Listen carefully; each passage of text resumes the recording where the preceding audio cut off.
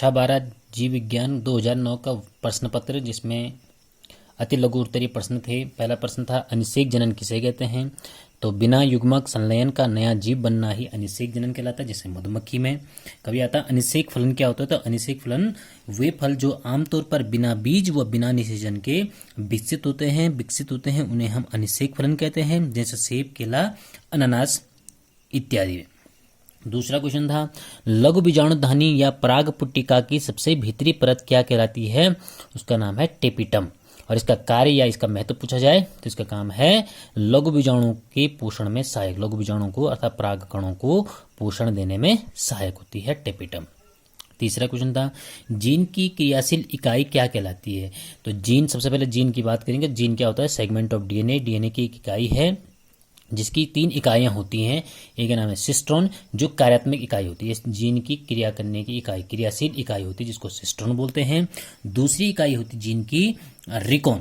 Recon जो होती है पुनर्संयोजन की इकाई होती है। और तीसरी इकाई होती है म्यूटॉन, जो उत्परिवर्तन की इकाई होती है। यहाँ पे आता है जीन शब्द का प्रयोग जो सर्वप्रथम जो किया था वो जैकरियस जेनसन और उसका बेटा था हेंस जेनसन ने सन 1909 ईस्वी में जीन शब्द का प्रयोग भी किया था। एक क्वेश्चन यहाँ पे आता है कि एक जीन एक प्रोटीन का सिद्धांत किसने दिया था।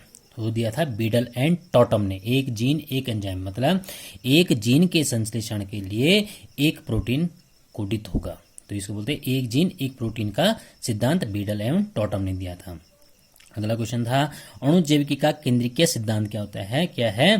तो डीएनए पर उपस्थित आनुवांशिक सूचनाएं आरएनए द्वारा प्रोटीन के रूप में अभिव्यक्त होती हैं। सूचनाओं के इसी क्रम को हम क्या बोलते हैं, अणुजैविक का केंद्रीय सिद्धांत कहते हैं। या कभी कभी आता है सेंट्रल डोगमा किसे कहते हैं।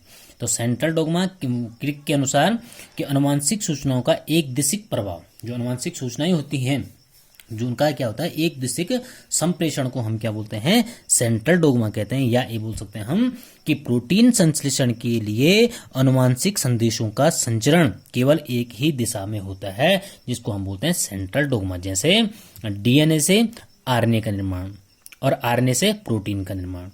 ठीक, जब डीएनए से आरएनए का निर्माण होता है उसको हम बोलते हैं अनुलेखन या ट्रांसक्रिप्शन, और आरएनए से प्रोटीन का संश्लेषण होना उसको बोलते हैं अनुवादन या ट्रांसलेशन कहा जाता है। तो 5वां क्वेश्चन था निकोटीन एल्कलॉइड जो है एक प्रकार का एल्कलॉइड है, एक प्रकार, तो ये किससे प्राप्त होता है। तो निकोटीन जो होता है प्राप्त होता है तंबाकू की पत्तियों से। 6वां क्वेश्चन था 2 प्रतिजैविकों के नाम बताइए। प्रतिजैविक मतलब जो एंटीबायोटिक होती है, एंटीबायोटिक के नाम है पेनिसिलिन और रेमाइसिन।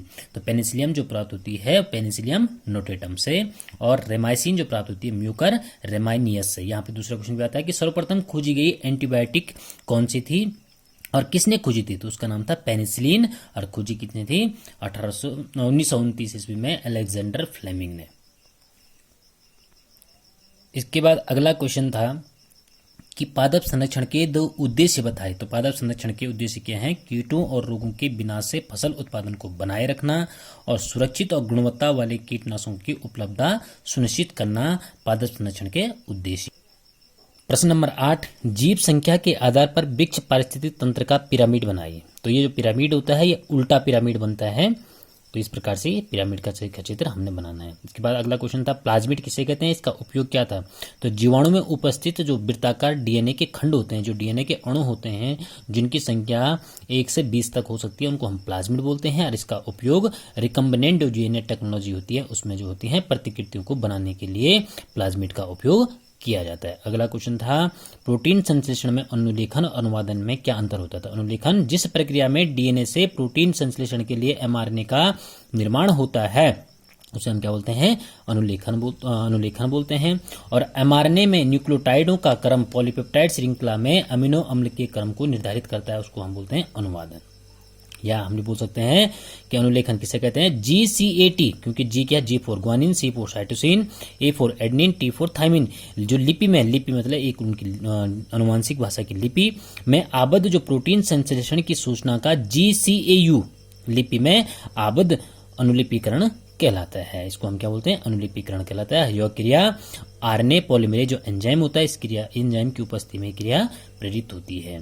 तो दूसरा अंतर यहाँ हो गया अनुलेखन, बोलेंगे हम यह क्रिया राइबोसोम्स में होती है। तो इस प्रकार इनमें अंतर। अगला क्वेश्चन था प्लाज्मोडियम के जीवन चक्र में पोषक के अंगों की घटना बताइए। जो पोषक प्लाज्मोडियम का जीवन चक्र है उसकी हमने घटना बताई। जो संसेचन की अवस्था होती है वो मादा एनोफ्लीज जो मच्छर होता है उसके क्रॉप में होती है। बीजाणु का निर्माण जो होता है वो मादा एनोफ्लीज की लार ग्रंथि में होता है। जो अमीबीय अवस्था होती है प्लाज्मोडियम की वो मनुष्य की लाल बीजाणु में होती है। और अलैंगिक जो अवस्था जनन की अवस्था होती है वो मनुष्य की यकृत कोशिकाओं में होती है। तो ये क्वेश्चन थोड़ा उसमें शॉर्ट आए थे, इसको याद कर लें आप।